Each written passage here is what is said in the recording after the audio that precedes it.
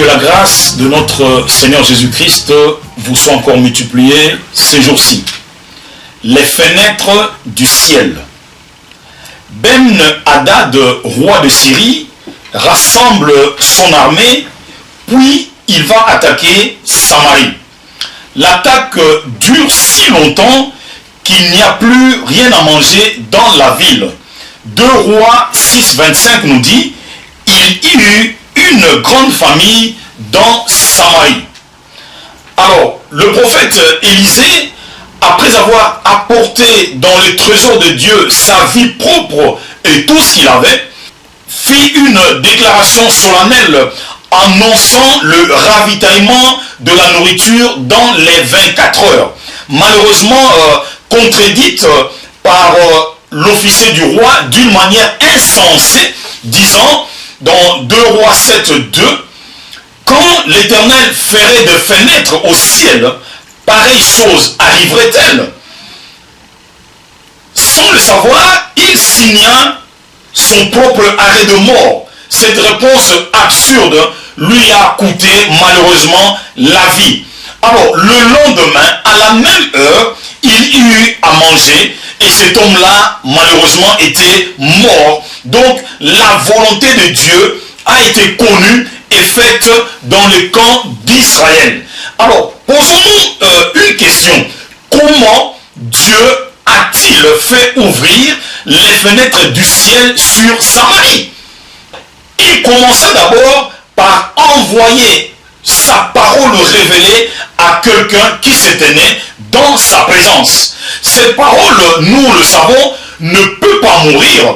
Elle dormait et s'est réveillée juste au temps convenable. Et cette parole n'a pas diminué en intensité. Elle devait s'accomplir comme prononcée une fois que les conditions étaient réunies.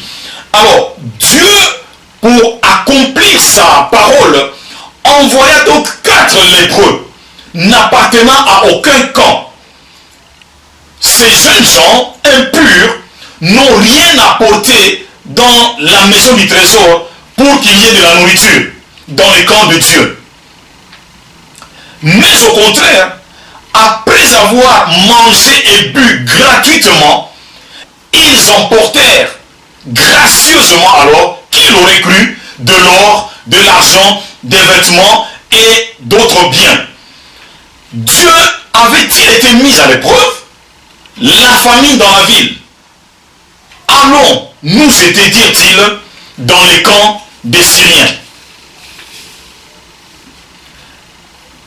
Quelque temps après, il y eut du bruit dans les camps de Dieu, et ce rapport a été transmis à l'intérieur même de la maison du roi, malgré leur incrédulité. Et les messagers, après avoir fait des enquêtes, confirmèrent donc le compte rendu de ces lépreux. Dieu lui-même menaça les dévoreurs. Le peuple sortit et pilla le camp des Syriens. Ils ont vu et reconnu donc la visitation divine.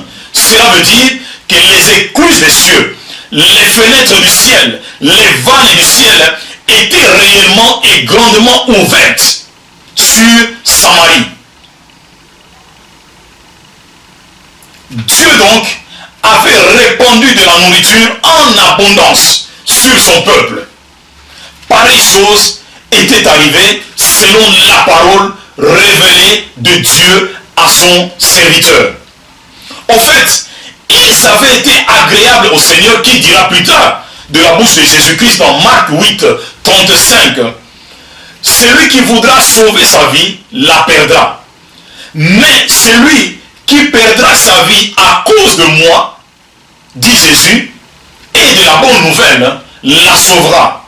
En d'autres termes, les lépreux étaient en train de se dire ceci: si les Syriens nous laissent vivre, nous vivrons. S'il nous faut mourir, nous mourrons.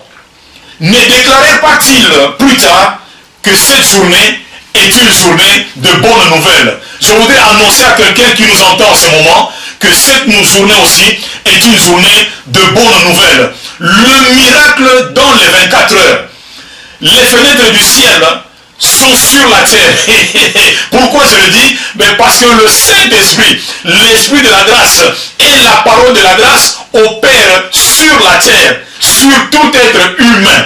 Oh, merci Saint-Esprit, merci Seigneur. N'est-ce pas que Dieu dit, dans le dernier jour, nous sommes dans les derniers jours, je répandrai de mon esprit sur toute chair. Laisse-moi te confirmer une chose, mon frère, ma soeur. Cette promesse est pour toi, elle est aussi pour moi. N'est-ce pas une bonne nouvelle que nous sommes en train de vous annoncer? Alors nous allons terminer en nous posant une question.